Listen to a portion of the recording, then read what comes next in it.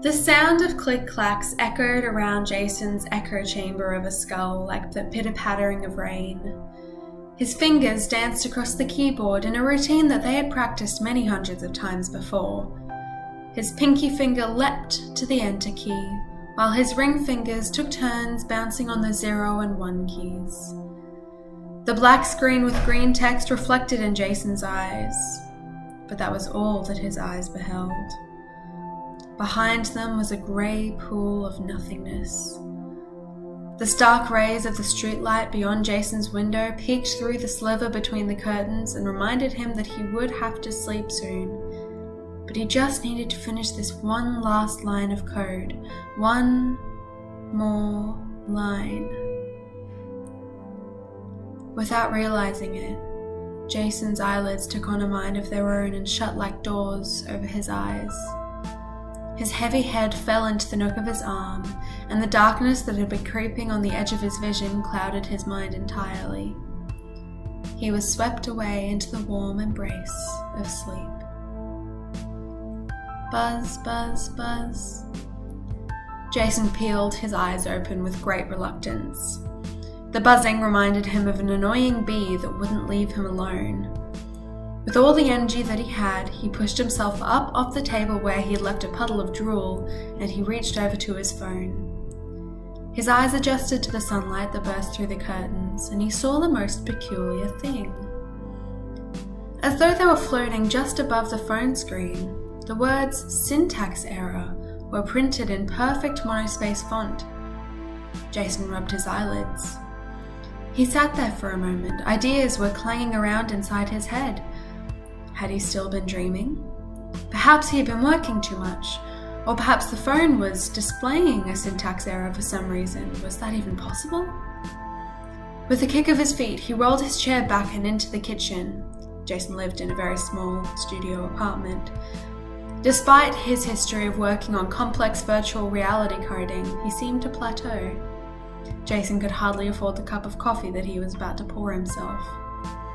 However, as he spun around to work the coffee machine, he saw that the entire thing had been replaced with the bold words "resource error" floating in the air like balloons.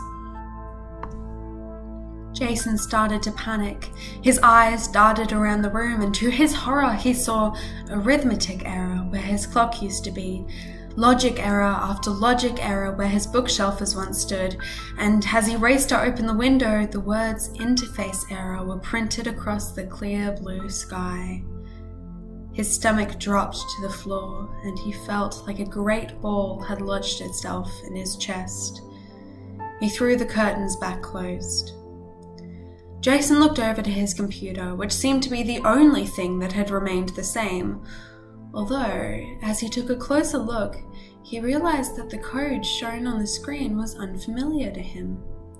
He crept closer. Instead of the boring binary code that he had been slaving over for days, the language was more complex than anything that he had ever seen. He studied it closely.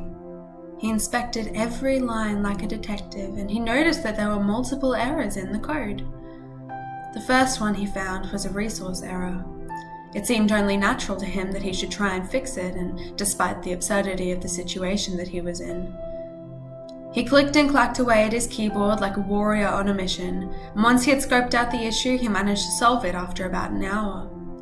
Upon his success, he wheeled his chair back to celebrate, only to notice that, as though by magic, the coffee machine had been restored to its normal state. That was when the realization washed over Jason like a shower. Somehow, for some reason, his computer was controlling the world around him.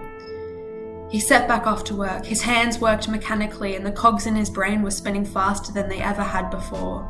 A dash here, a number there, and quickly enough, he had come to the biggest feat, the interface error. He flourished the mouse across the keypad. He slammed his keys as hard as he could. A bead of sweat ran down his forehead. His lungs expanded and squeezed, and blood was sent rushing through his veins. Finally, he was done. He pushed the keyboard forward and panted. His hand muscles felt cramped, and he felt as though all of his energy had been sucked straight out of his head. He surveyed the house to find that everything had been returned to normal.